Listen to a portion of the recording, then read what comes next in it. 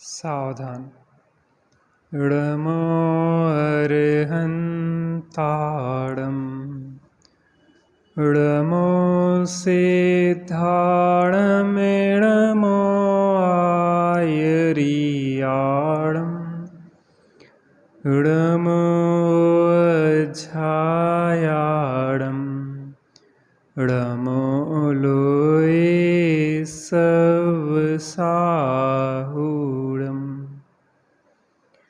नमः समय साराय स्वानुभूत्या चकासते चित्स्वभावाय भावाय सर्वभावान्तरचिदे वन्दितु शवसिद्धे ध्रुवमचलमणोभवं गतिं पत्ते वोच्छामि समय पाहुड मिडमो सुध केवली भड़िदम्। उपन्नोदय भोगो वियोग बुद्धि तस् सोडिचम् कंखामणागदस्य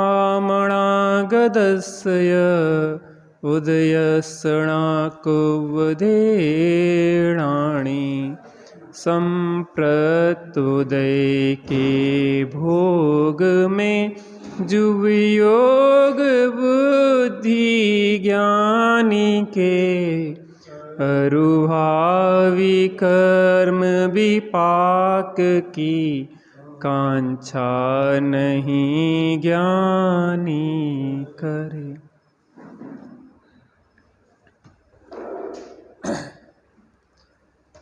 कुछ उत्कृष्टतम चीज मिल जाए तो निकृष्ट वस्तुओं की आकांक्षा समझदार पुरुष नहीं करते।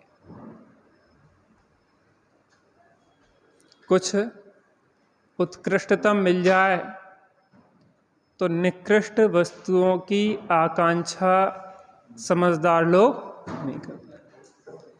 जैसे अमृत मिल जाए वह जहर की आकांक्षा नहीं करता। जैसे आत्मा के अतीन्द्रिय निराकुल स्वाद का वेदन हो जाए वह पंचेंद्रिय के विषयों के आकुलता रूप विष का सेवन क्यों करेगा,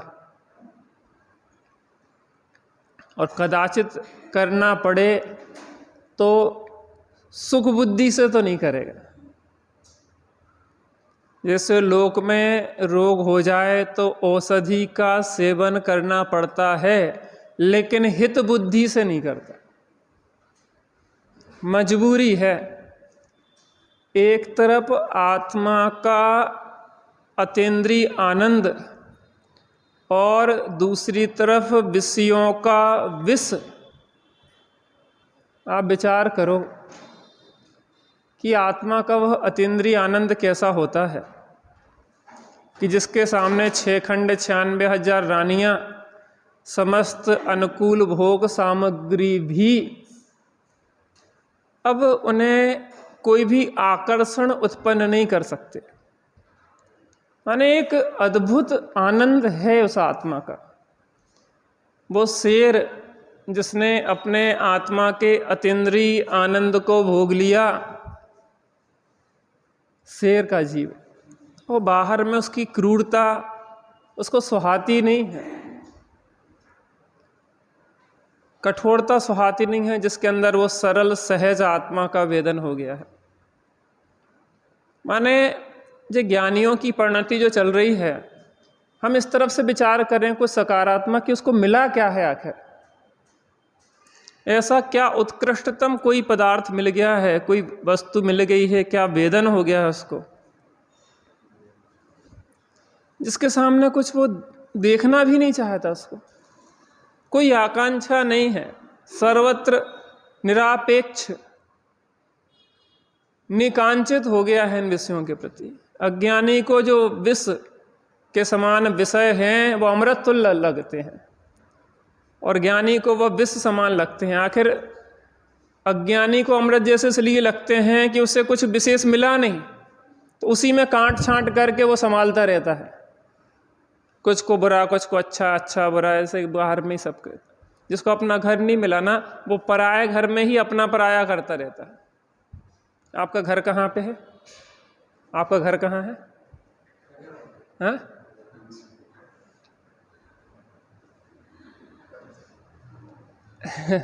जब जेई घर अपना नहीं है तो वो घर अपना कैसे होगा? लेकिन जब तक अपना घर नहीं मिला तो किसी ना किसी घर में, दो पराये घरों में ही अपना पराया करते रहते। माने जब हम विचार करते हैं उस आत्मा की तरफ से, तो अपना घर दिख जाए फिर किसको अपना कहें, किसको अपना माने? क्या रस उसमें छेदाए भेदाए अथवा कोई ले जाए या अन्य रीति पण में जाए, पर परद्रव्य मेरा होता नहीं है। अद्भुत है दशा। 419 पेज भावार्थ।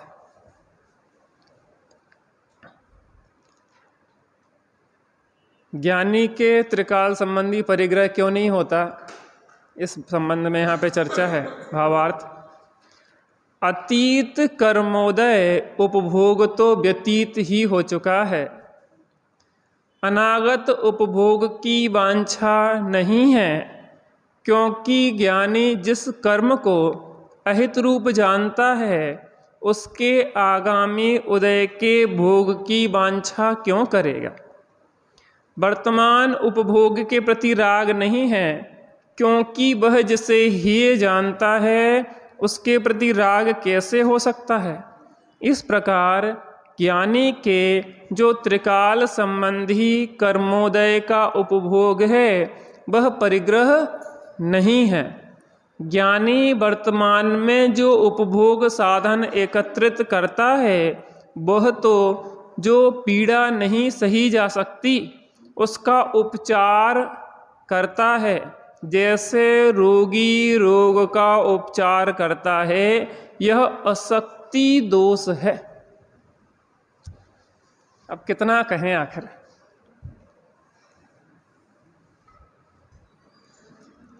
अतीत कर्मोदय उपभोग तो व्यतीत हो चुका है। अतीत माने जो भूत में कर्म का उदय आया था, उसका जो फल आया था, उसमें जो भी भावों की दशाएं बनी थी वो तो उपभोग होके नष्ट हो गया, वो व्यतीत हो गया। लेकिन अज्ञानी तो अतीत और अनागत में जीते हुए वर्तमान को खो देता है। कितने भूत और भविष्य के विचार चलते रहते हैं, कितने वर्तमान में जीते हैं हम।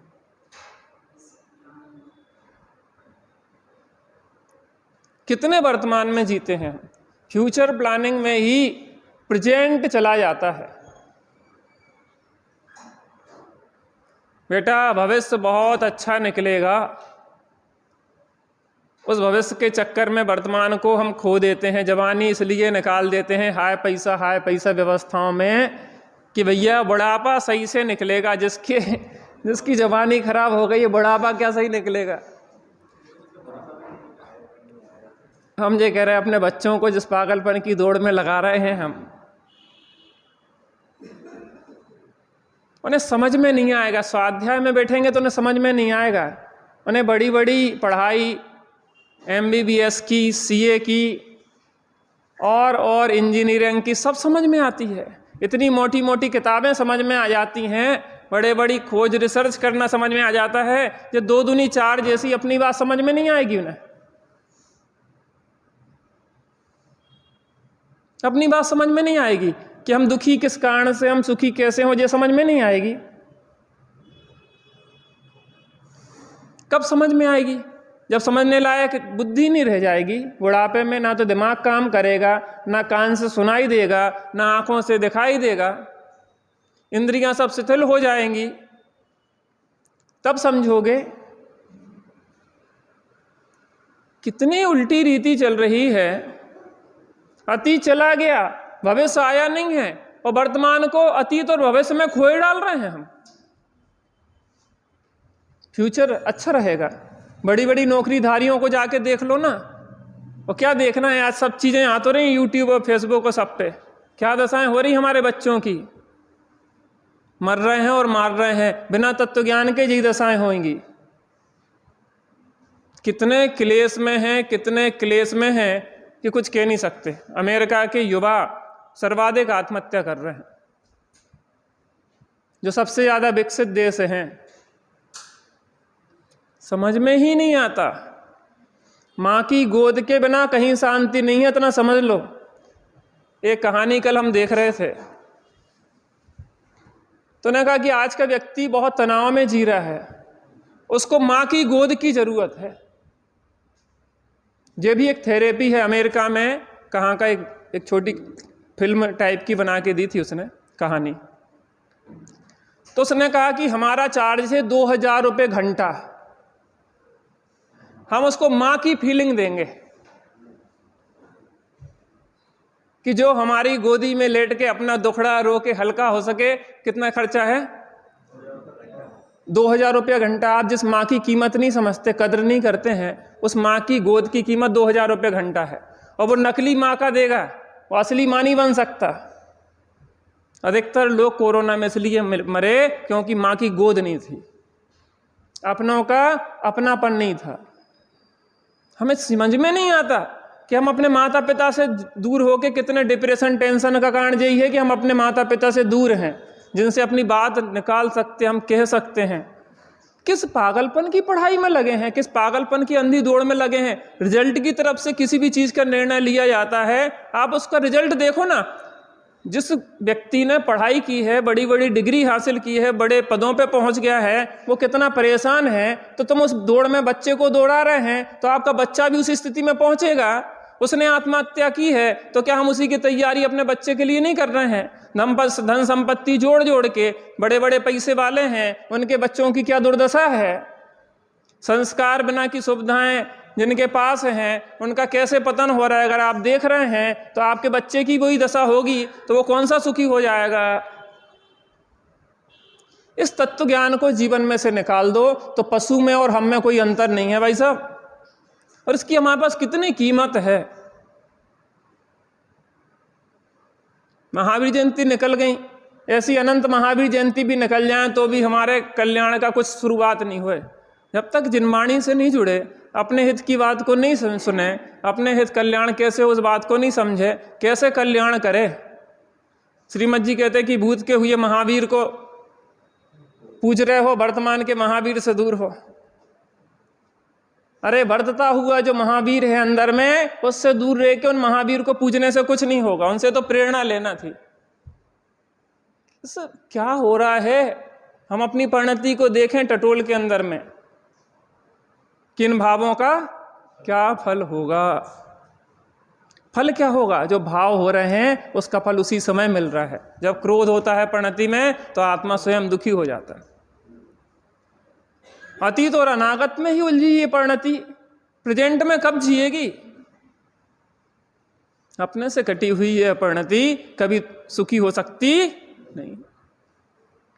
भैया भेद विज्ञान की कला सीखे बिना जिसको हम तरक्की समझते हैं, वास्तव में वो हमारी अवनति है, उन्नति नहीं है। हम सुख के पैमाने क्या मानते हैं आप समझो। ज्यादा पैसा क्या सुख का पैमाना है? अगर ज्यादा पैसा सुख का पैमाना होता तो एलन मस्क डिप्रेशन में ना जीता। कितनी दवाइयां चलती हैं उसकी, बहुत ज्यादा डिप्रेशन में जी रहा है वो। एलन मस्क के पास तो पैसा बहुत है ना। पागल हुआ जा रहा है आदमी इन चिंताओं में। आचार देख कर परिग्रह चिंता दुखी जाना, और हम परिग्रह संचय में ही लगे हैं। भगवान महावीर की जय जयकार कर रहे हैं। और अन्य अपरिग्रह का जो सिद्धांत दिया है, उस अपरिग्रह के सिद्धांत पे कोई विचार ही नहीं है। व्यापार बढ़ाते जा रहे हैं, बढ़ाते जा रहे हैं, बढ़ाते जा रहे हैं। एक दुकान से दो, दो से चार, चार से 10। हमारे बच्चे ने बहुत तरक्की करी काय में कि पहले अच्छी नींद आती थी, अब नींद आना बंद हो गई। पहले अच्छा स्वास्थ्य था, अब स्वास्थ्य उसका बिगड़ गया है। पहले शांति से खाता था, अब खाना बंद हो गया है। रोटी से ज्यादा दवाई खाता है वो। इसको तरक्की मानेंगे क्या? उन किन आधारों को चुना है हमने? भैया तत्व ज्ञान के बिना कोई सुखी नहीं हो सकता। इन वर्तमान की समस्याओं से अगर हमें लड़ना है, इन संघर्षों के बीच में जिंदा रहना है, तो तत्वज्ञान अत्यंत अनिवार्य है। पाठशाला, स्वाध्याय आदि का बहुत बड़ा महत्व है। माँ की गोद की कीमत 1 घंटा की कितनी है? 2000 रुपये। और हमारी माँ की हमें कोई कीमत नहीं है। क्या काम की है? एक बच्चे को लिए लिए घूम रहे हैं और माता पिता सास ससुर को घर से बाहर निकाल रहे हैं। वो पता है कि वो बच्चा आपके पास नहीं रहेगा, क्योंकि आप जिस स्तर की पढ़ाई करवा रहे हैं वो इस स्तर की पढ़ाई की नौकरी आपके शहर में नहीं है। भोपाल वाले भी ये कहते हैं कि भोपाल में अच्छी पढ़ाई नहीं है, हम तो बाहर भेजेंगे, जब राजधानी में ही अच्छी पढ़ाई नहीं बची। इसका मतलब यह है कि व्यक्ति उस मृग मरीचिका में जी रहा है जिसको कहीं दूर सुख दिखाई देता है। अमेरिका वालों को सुख दिखाई दे रहा है मंगल ग्रह पे और चंद्रमा पे, वहां पे बस्ती बसा रहे हैं। आदमी की मृग मरीचिका ऐसी है अज्ञान में कि कहीं दूर ही दिखाई देता है सुहावना, यहां कोई सुहावना दिखाई नहीं दे रहा। भूत या भविष्य में ही जीता रहता है, वर्तमान को खोता रहता है उस चक्कर में। कुछ नहीं होगा। भगवान महावीर जयंती कितनी ही मना लो, जब तक अपने अंदर में बरतते हुए इस महावीर को नहीं देखेंगे तब तक जीवन में शांति आने वाली नहीं है। इस बात को हमें विचार करना पड़ेगा। जुलूसों से प्रभावना होती है क्या? भीड़ भाड़ से होती है क्या? अशुद्ध चीजें, अभक्त चीजें वहां बंटवा दी, कुछ ठिकाने ही नहीं है। पता भगवान के श्री जी की वो रथ शोभा यात्रा, उस गंदगी पे से निकल रहे लोग, जूठन में से, ये प्रभावना कहलाती है क्या? जूठी प्लेटें, गिलास और वो, और अगर हम उसको लेते हैं, खाते हैं, तो हम गलत परंपराओं का पोषण करते हैं। क्या है ये आखिर? आपसे को कह रहा हूं, हम तो बाहर वालों से कह रहे हैं ना, रिकॉर्डिंग है पूरे देश में जाती वो, तो यहाँ के लोगों से वो समझ लो, लेकिन हम तो ये कह रहे अपने पास अपन में से कोई बच्चे भी अगर इसका सेवन करते हैं, आपकी नहीं कह रहे, आपकी नहीं कह रहे, आपका बच्चा भी अगर इसका सेवन करता है कोई छोटा सा, तो भी उसको समझाने लायक है कि जो महावीर भगवान के जुलूस है इसमें इन चीज़ों का सेवन, बाजार की अभक्ष और नॉन वेज है कि वेज है उसका भी भरोसा नहीं है। वो आइसक्रीम, अधिकतर आइसक्रीमों में नॉन वेज का प्रयोग होता है, अंडा तो कॉमन है ही। अब आप सोचो कि हमारा छोटा सा बच्चा भी अगर खा रहा है तो क्या वो महावीर भगवान के सिद्धांतों का, अहिंसा का पालन कर रहा कि नहीं कर रहा? अहिंसा को जीवन में लाना है कि मात्र नारे लगाना है? अपरिग्रह के नारे लगाना है कि अपरिग्रह को जीवन में लाना है? समेटना है कि फैलना है? फैल लिया बहुत, अब समेटने का समय है, जीवन बहुत थोड़ा है। अतीत कर्मोदय उपभोग तो व्यतीत हो चुका है, अनागत उपभोग की वांछा नहीं है, क्योंकि ज्ञानी जिस कर्म को अहित रूप जानता है उसके आगामी उदय के भोग की वांछा क्यों करेगा?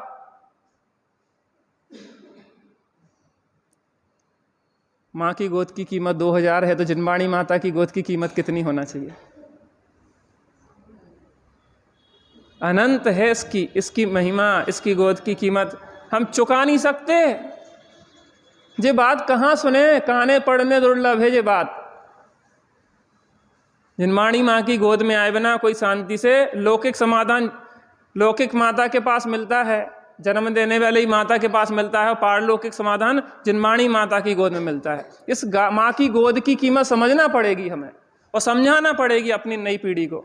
बेटा अगर कल्याण होना है, सुखी होना है, तो आज समझो चाहे कल समझो चाहे अनंत काल के बाद समझो, इस जिनवाणी माँ की गोद में आना ही होगा। ज्ञानी को पूर्व में जो भोग हो गए हैं वो तो अतीत हो गए हैं। अनागत की वांछा इसलिए नहीं है कि उसे सुख बुद्धि ही नहीं है। चलो पूर्व में जहर पिया था, उसका कष्ट भोगा है, वो चला गया, लेकिन अब पता पड़ गया ना ये जहर है, अब हम नहीं भोगेंगे। विषयों का रस अगर विष का प्याला है तो हम क्यों भविष्य की तैयारी करेंगे कि फिर विष का प्याला पिएंगे और फिर मरेंगे और फिर कष्ट सहेंगे। खुद ही देखो ना हम कसायों से कैसे जलते रहते हैं। इन विषय कसायों में सुख बुद्धि कैसे हो सकती है ज्ञानी के, जिसने निकसाय स्वभाव का वेदन कर लिया है, जिसने अतीन्द्रिय आनंद को भोग लिया है, जिसने निराकुल का स्वाद एक क्षण को चख लिया है। आपके पास बहुत संपत्ति थी, एक सेकंड के 1000वें भाग में भी अगर बिजली चमकी और आपने संपत्ति को एक क्षण को देख लिया तो क्या कभी भूल सकते उसको? अंदर में बल रहेगा। तुम जानते क्या हो, हम अरबपति हैं, हमारे पास इतनी संपत्ति है, कौन बार बार तिजोरी खोल के देखता है?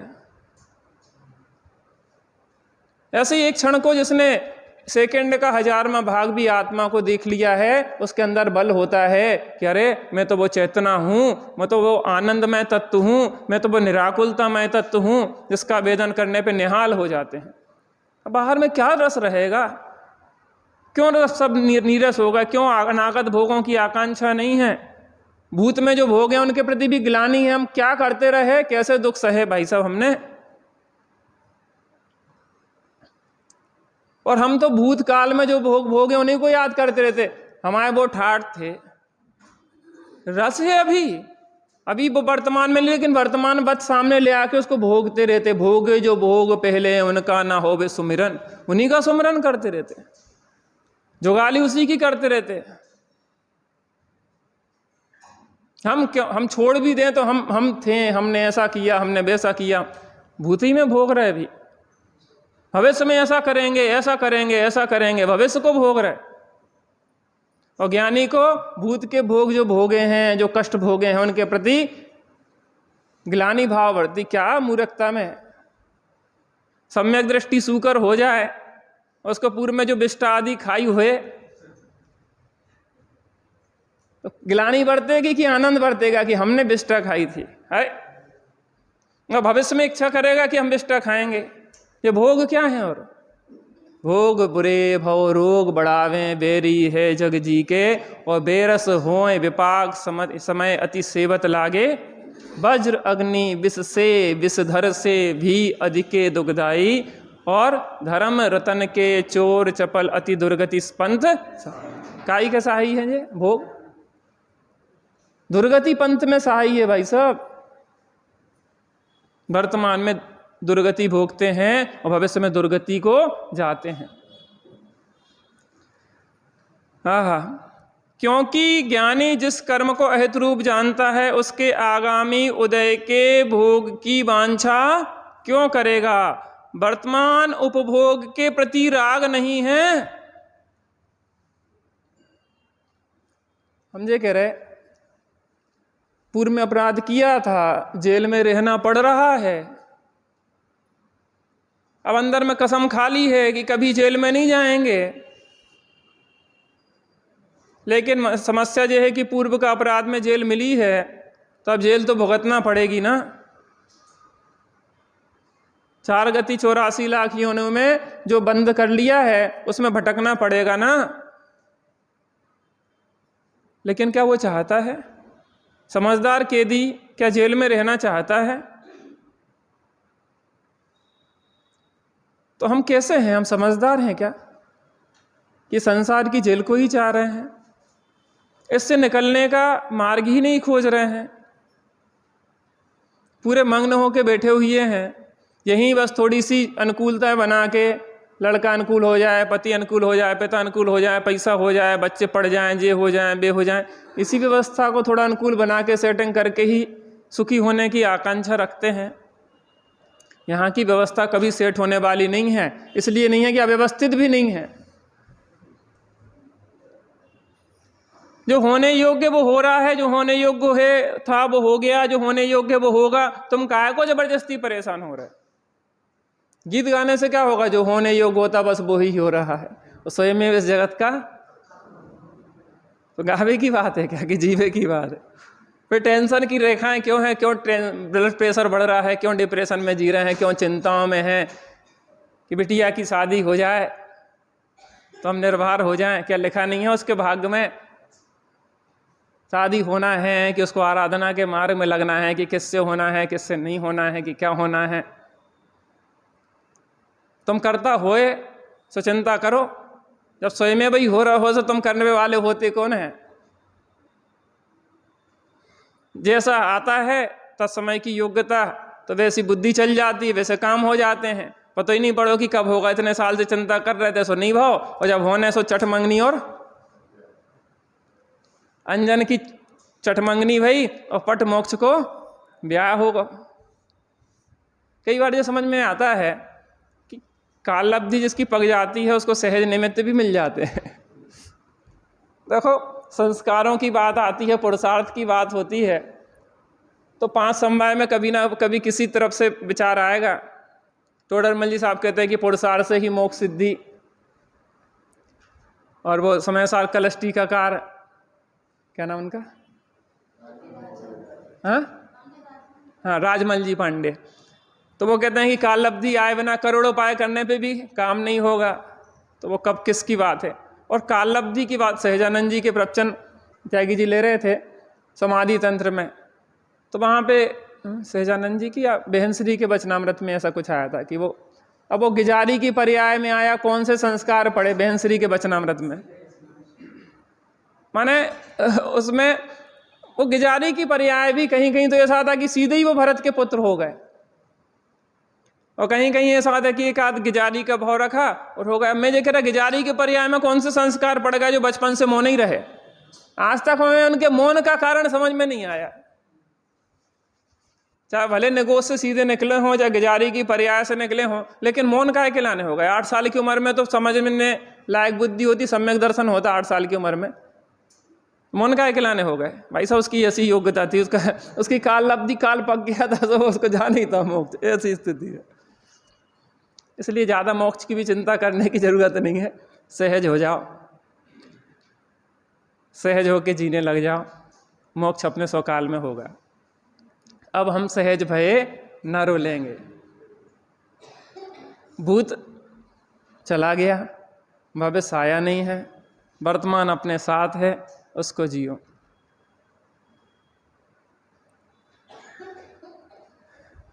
ये भी कर लूं, वो भी कर लूं, ये भी अधूरा, वो भी अधूरा, सारा जीवन व्यर्थ गया। कुछ करने वाले हो कहाँ तुम तो ज्ञाता थे, ज्ञाता हो और ज्ञाता रहोगे। और कपरणमन जो है वो स्वयं में हो रहा था, होएगा और होता रहेगा, तो मैं चिंता करना क्या है? सही बताएं, जिनमाणी माता की गोद अनंत संपत्ति भी लुटने छावर कर दो इसके ऊपर तो भी कम है। जब लौकिक माता की गोद की कीमत ही नहीं चुका सकते तो इस माता की गोद की कीमत कैसे चुकाएंगे? इस माता की गोद की कीमत तब चुका सकते जब अपना कल्याण कर ले हम।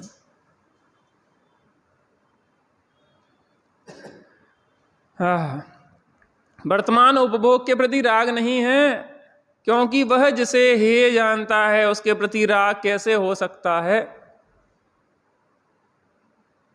भोगना अलग बात है और उसके प्रति राग और उपादेय बुद्धि होना अलग बात है। भरत जी 6 हठखंडों 96,000 रानियों को भोग रहे हैं कि भुगत रहे हैं? भोग रहे हैं कि भुगत रहे हैं? कोई रस है क्या उसमें? आप रिजल्ट की तरफ से देखो ना, कि जैसे ही पिंड छूटा 6 खंड को जीता, वो एग्रीमेंट पूरा हुआ। क्योंकि जब तक आपका एग्रीमेंट है आप उसको निकल नहीं सकते। 6 खंड को जीतना अनिवार्य है। 6 खंड को जीता, जैसी टाइम मिला और दौड़ लगाई। इतनी जल्दी, कितनी जल्दी थी भरत जी आपको,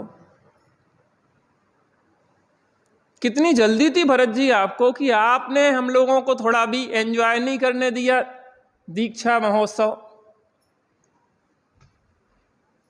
कि हम आपका दीक्षा महोत्सव ही मना लेते, कम से कम आपको देख पाते दीक्षा लेते हुए। भरत जी इतनी जल्दी भी क्या थी? आपने तो ऐसी दौड़ लगा दी जैसे गुंडों से छूट के, डाकुओं से छूट के कोई किडनैप कर लिया हो किसी ने, वो भागता है जैसे, आप तो ऐसे भागे। इसका मतलब ये था कि उन्हें घर, कारागृह, बनिता, बेरी और परिजन हैं रखवारे, ऐसे लगा।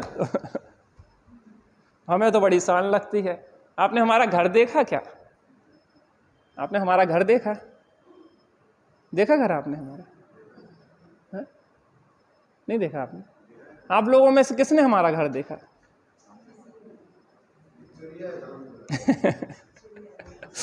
किराए का घर है। जे भी घर अपना नहीं है तो वो क्या होगा?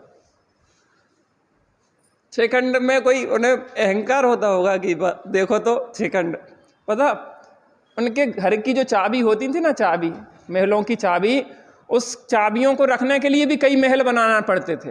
किसके? किसके? चक्रवर्ती भरत जी के।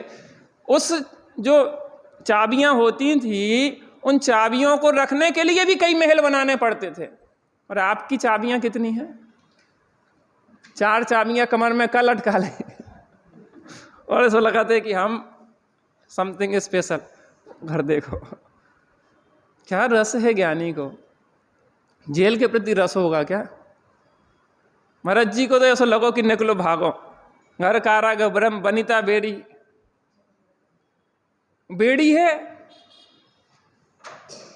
पत्नी बेड़ी है, बेड़ी है। भाई साहब कह रहे नहीं है।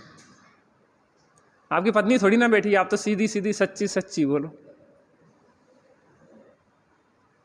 नहीं तो डर रहता ना घरे जाके लड़ाई ना हो जाए। अब से तो नहीं बोल सकते अभी।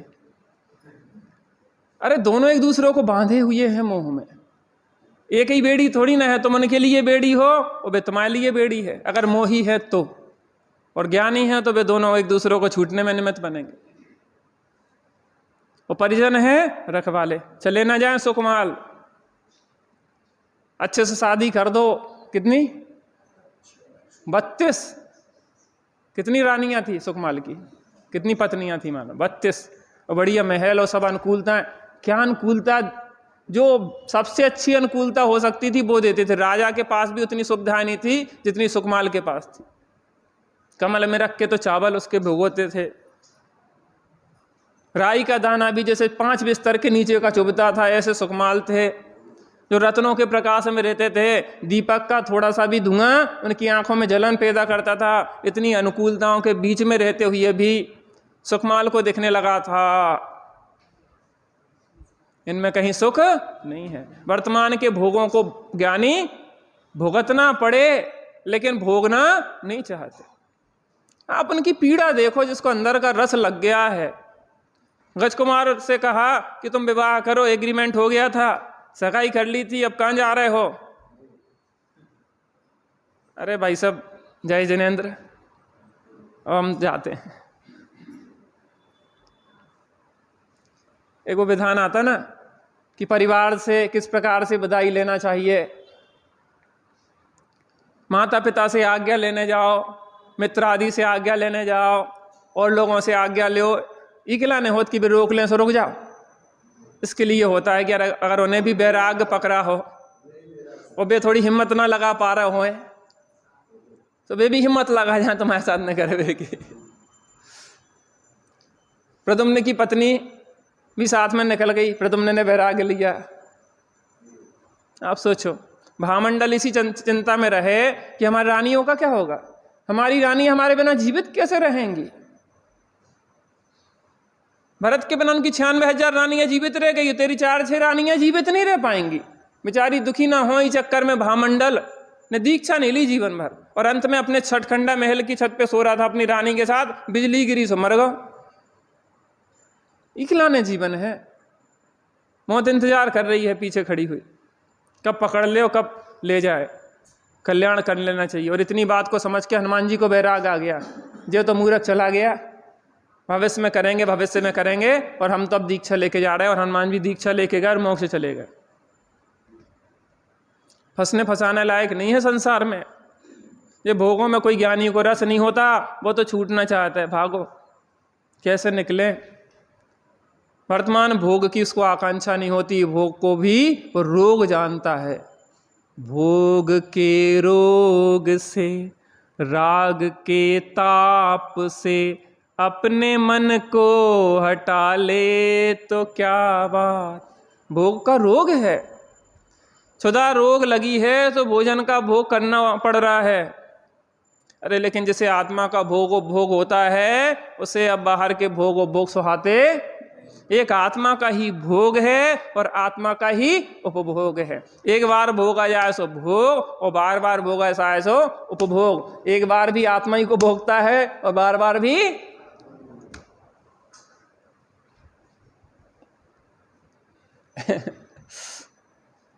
एक बार रस लग तो जाए, कुछ लगने की एक कसम तो खा लें कि हम करके रहेंगे तब तक रोटी नहीं खवेगी। कल दोपहर में वो सहजानंद जी के प्रवचन में आ रहा था कि एक बच्चे ने दूसरे बच्चे को मार दिया, चांटा। और जिस बच्चे ने चांटा मारा उसकी माँ ने उस बच्चे को, निर्दोष बच्चे को मारा, पैसा वाली थी। तो एक तो उल्टा उसके बच्चे ने उसको मारा, उसकी माँ ने फिर इसकी पिटाई लगा दी, गरीब का बच्चा। तो उसकी पत्नी ने, माँ ने कसम खा ली कि मैं इसको जिंदा नहीं छोड़ूंगी। क्या कसम खा ली? जिंदा नहीं छोड़ूंगी। 3 दिन तक खाना नहीं खाया गया उससे। क्या संकल्प था? कि मैं इससे बदला लेके रहूंगी। इसके लड़के ने हमारे लड़के की बेइज्जती की और इसकी माँ ने हमारे बच्चे को मारा, मैं इसको जिंदा नहीं छोड़ूंगी। 3 दिन तक खाना नहीं खा, 3 दिन तक। चौथे दिन उस बच्चे को मिठाई के बहाने बुलाया और उसको मार डाला और वहीं घर में गाड़ दिया।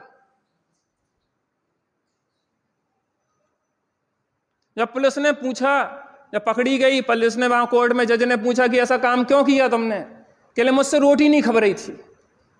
3 दिन से प्रयास कर रही थी कि रोटी खब जाए, लेकिन 3 दिन से रोटी नहीं खब रही थी। मेरे अंदर एक बदले की आग जल रही थी कि जब तक मैं बदला नहीं ले लूंगी, उसको मार नहीं डालूंगी, तब तक मेरे अंदर की आग शांत नहीं होगी। जब उसको मार डाला तब शांति से रोटी खबी।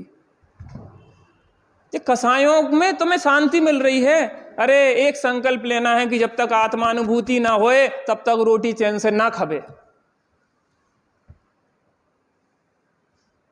संकल्प जिलेने लायक हैं कि बिलेने लायक हैं? आप सोचो। रावण के एक बुरे संकल्प ने ही उसको नष्ट कर दिया कि सीता मेरी नहीं होगी तब तक मुझे शांति नहीं मिलेगी।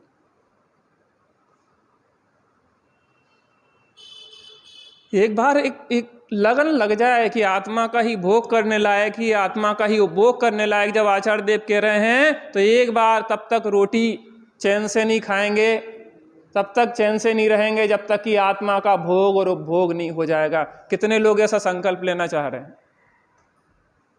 एक ही संकल्प लेने लायक ही कहीं कुछ नहीं रखा। इस बात को समझ लो, आपने बचपन से लेके आज तक जो सुख की यात्रा करी, उस सुख की यात्रा में आपको मिला क्या आखिर? सुख बड़ा कि दुख बड़ा? फिर काय के लिए जी रहे और काय के लिए मर रहे इसमें?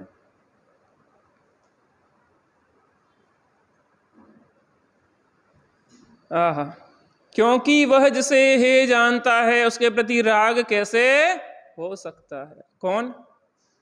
जैसे उपादेय भूत आत्मा अपना दिखा है, उसे राग के प्रति उपादेय बुद्धि कैसे हो सकती है? इस प्रकार ज्ञानी के जो त्रिकाल संबंधी कर्मोदय का उपभोग है वह परिग्रह नहीं है। भूत व्यतीत हो चुका, अनागत भोगों की आकांक्षा नहीं है और वर्तमान के भोगों को विरक्त बुद्धि से, विराग बुद्धि से भोग रहा है। कैसे छूटें, कैसे छूटें? ये दवाई खाना पड़ रही है, भगवान कब दिन आए कि रोग छूट जाए और दवाई भी छूट जाए। ये शरीर मिलना बंद हो जाए तो इसका क्षुधा रोग भी छूट जाए और जो शरीर छूट जाए और तकलीफें भी छूट जाए। संसार शरीर भोगों से कब विरक्ति हो प्रभु? देखो रचने पचने लायक नहीं है कहीं पे, इसको समझना पड़ेगा। चारों ओर आग ही लगी है विषय कसायों की। वर्तमान का काल तो बहुत धधक रहा है चारों ओर अंगारे। आहा, इस प्रकार ज्ञानी के जो त्रिकाल संबंधी कर्मोदय का उपभोग है वह परिग्रह नहीं है। ज्ञानी वर्तमान में जो उपभोग साधन एकत्रित करता है वह तो जो पीड़ा नहीं सही जा सकती उसका उपचार करता है। कोरोना के काल में अब सांस नहीं ले पा रहे हैं नेचुरल, तो ऑक्सीजन लगवाना पड़ रही है, मजबूरी है। लगाना चाह रहा है क्या? वो तो चाहता है कि नेचुरल सांस लें हम, लेकिन अब घुटन हो रही है, सांस अंदर काम नहीं कर रहे हैं, लंग्स वगैरह फेफड़े वगैरह, तो यार नकली लगाना पड़ रही है। दवाई खाते हुए भी उसे आकांक्षा तो नहीं होती कि मैं खाऊं खाऊं खाऊं।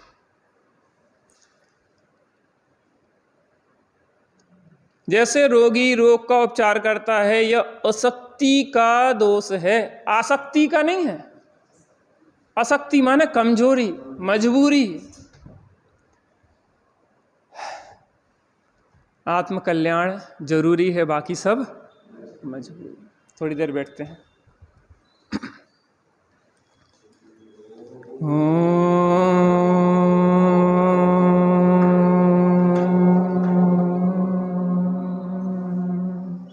शांति शांति शांति।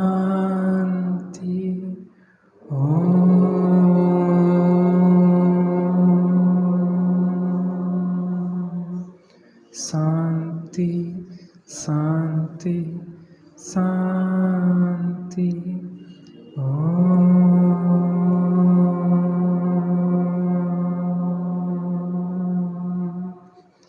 शांति शांति शांति। एक शुद्ध आत्मा का ही भोग करने लायक है, एक शुद्ध आत्मा का ही उपभोग करने लायक है, और एक शुद्ध आत्मा के ही भोग और उपभोग का संकल्प करने लायक है, उसी के लिए जीने लायक है और उसी अनुभूति के लिए मरने लायक है।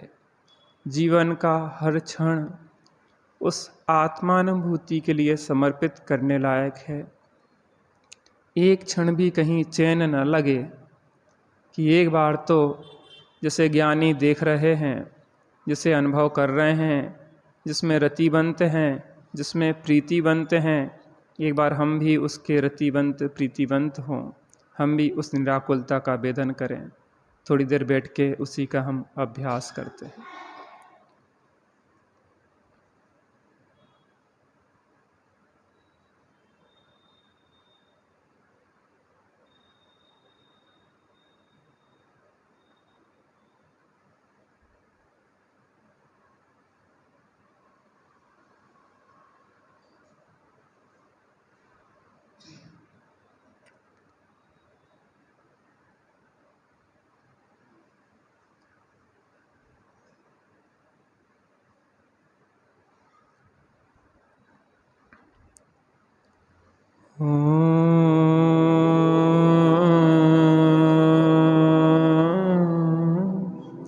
शांति शांति शांति।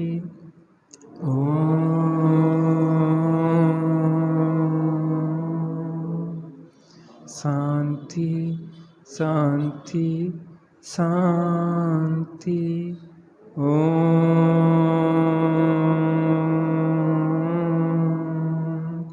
शांति शांति शांति। सहजानंदी शुद्ध स्वरूपी अविनाशी हूँ आत्मस्वरूप। सहजानंदी शुद्ध अविनाशी हूँ आत्मस्वरूप। सहजानंदी शुद्ध स्वरूपी अविनाशी हूँ आत्मस्वरूप।